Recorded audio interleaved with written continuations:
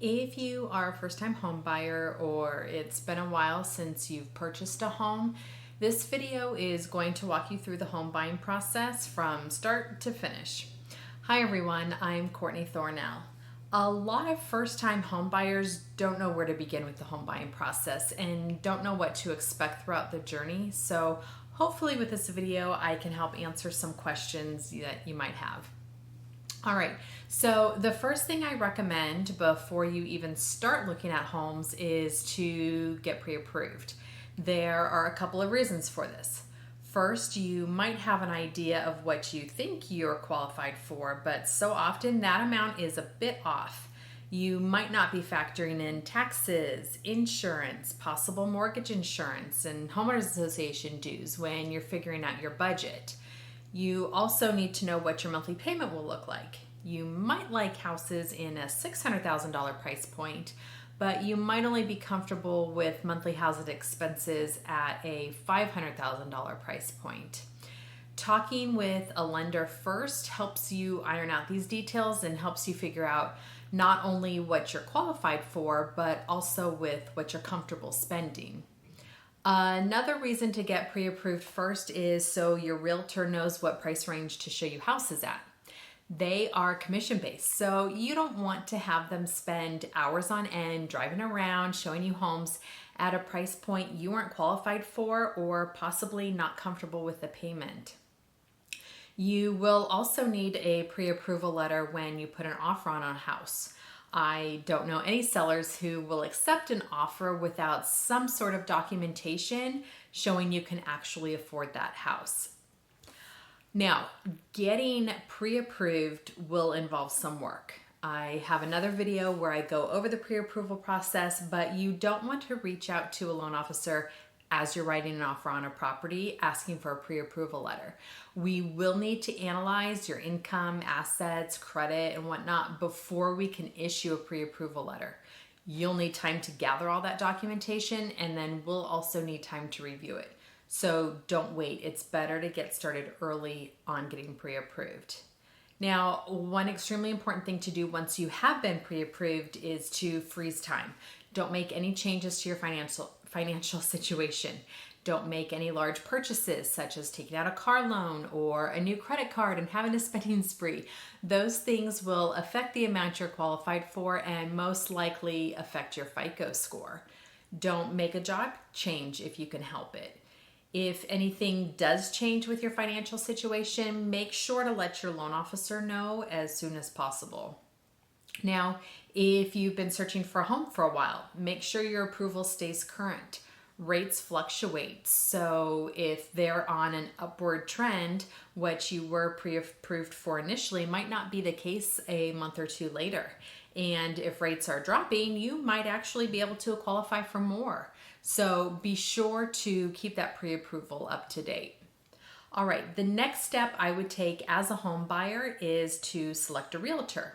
You're probably going to want a realtor that is familiar with the market in the area you're looking to buy. You might also want someone who is experienced in the type of property you want. If you want a single family home versus a multi-unit investment property, someone who works mainly with single family homes might not understand rental potential or return on investment on multi-unit properties if you're looking for a multi-unit investment property. Consider also if the agent is a luxury home specialist and you're looking at an entry-level home or vice versa. You want someone who knows the market you're in and if the offer you're making on the property is at value or a good value for you because they are experienced in that price range. Now, we do have numerous agents throughout the states we're licensed in that we have worked with, so we're more than happy to refer a few to you if you need a referral and don't already have an agent. Okay, now comes the exciting part, searching for the homes. Start by making a list of your must-haves and your nice-to-haves, and your realtor will set up showings for homes that meet your criteria and budget. Now, when you find a home you love, you'll make an offer. I suggest talking to your agent about comps in the area and analyze the asking price and how long it's been on the market. Take these things into consideration when you're deciding on an offer price.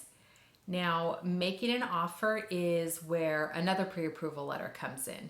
The initial one I send out is for your agent to know the price range of the homes he or she should be showing you.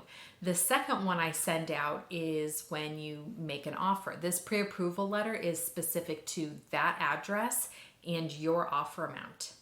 If you're approved for $600,000 and the property is listed for $550,000 and you offer, let's say, $540,000, you don't want the seller to know you qualify for a lot more because they will be more than likely to counter at a higher price knowing you can afford more.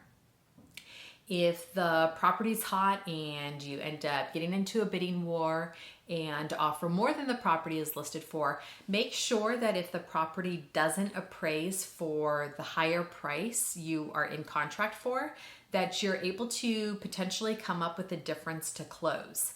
If you offer $565,000 for that $550,000 property, there could be a chance it only appraises for $550,000. The lender will lend based off the appraised price, regardless if the contract has a higher purchase price. Now, you can try to use this lower appraised price to negotiate the price lower, but if the seller won't budge, you can either come to the table with the difference in cash or we will need to restructure the loan. Restructuring the loan will change your ratios when you're looking at your loan to value ratio. If you were originally putting 10% down, that's a 90% loan to value ratio. Your loan is 90% of the value of the home. If your purchase price is over that value, needing to add an extra $15,000 to the loan amount will put you at a 92.7% loan to value ratio. You could potentially no longer qualify for the loan. If you do still qualify, it could put you in another bracket, causing an increase in your interest rate and therefore affect your monthly payment. So you really have to be sure to talk to your loan officer if you decide to offer more than the asking price to make sure it's still a home you can afford if the appraised value comes in low. Okay, hoping your offer gets accepted, you'll go into escrow. Escrow is a neutral third party that holds all the funds and documents related to the transaction. Typically, escrow is 30 days, but we have seen shorter escrow periods and some as long as 60 or 90 days. But 30 days is usually the standard. Be sure to inform your loan officer if an offer is accepted and send them a copy of the fully executed purchase agreement, including all counteroffers and addendums right away. If you're having your agent send the agreement, follow up with them to make sure it's done quickly, and then follow up with us to confirm we received it. Timing is extremely important to make sure we can meet deadlines and get everything submitted to the lender as soon as possible. Now, during escrow, there are a few key steps. The home inspection, the appraisal, contingencies.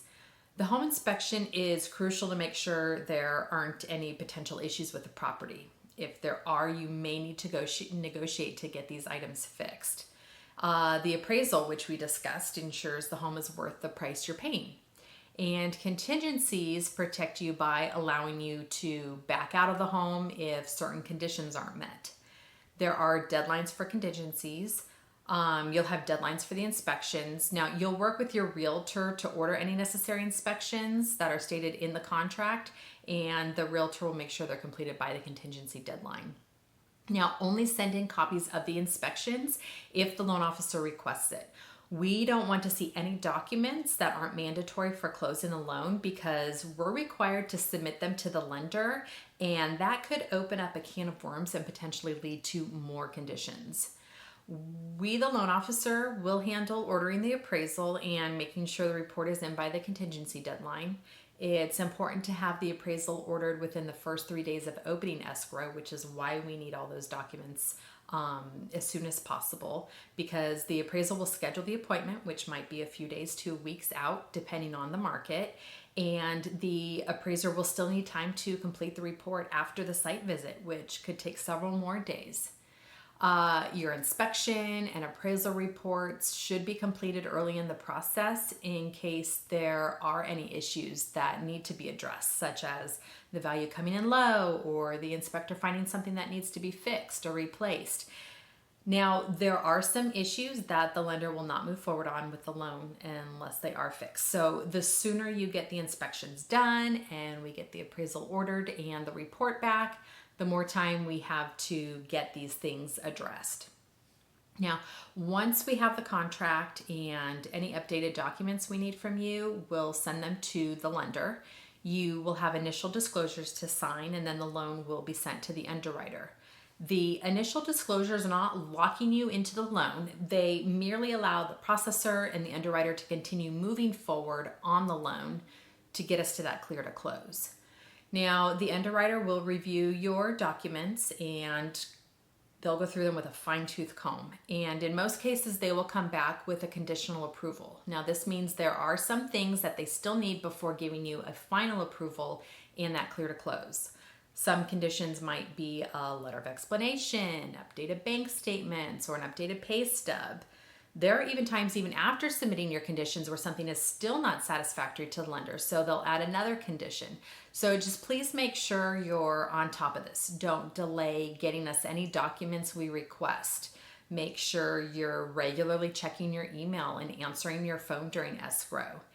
Every day during this time is super important. The goal is to get us our clear to close sooner rather than later. All right, now going back to when you first go into escrow, something you need to do within the first few days is provide us with a homeowner's insurance quote. Feel free to shop around, but it's important that you decide on a company and send us a quote within the first few days. Otherwise, this will hold up getting your loan clear to close. We also need it early because the quote could come in differently than what we first estimated your payments to be. If it turns out the property is in a fire or flood zone, this could increase your insurance from $100 a month to several $100s a month and can throw the entire loan out the window if you don't have much room left in your debt to income ratio. So getting us the quote early is really important. All right. Once we get the appraisal report in and all the conditions in, the lender will issue our clear to close. Yay. The processor will make sure escrow and the lender have their closing numbers match up and final loan docs will be ordered. At this time, you'll receive an updated closing disclosure, which will list all of the closing costs so you know exactly how much you need to come to the table with. At the close of escrow, you'll sign the final loan docs and fund and get the keys the same day. Or depending on the state, you might sign but fund and get the keys the following day. And then congratulations, you're now a homeowner. That's pretty much it. The home buying process from start to finish. So I hope this video has helped clarify the steps involved and what you can expect during the home buying process. If you have any questions or need further assistance, please feel free to leave a comment below or reach out to me directly. I'm happy to help. Don't forget to like, share, and subscribe. Happy home buying. Thanks for watching, and I'll see you next week.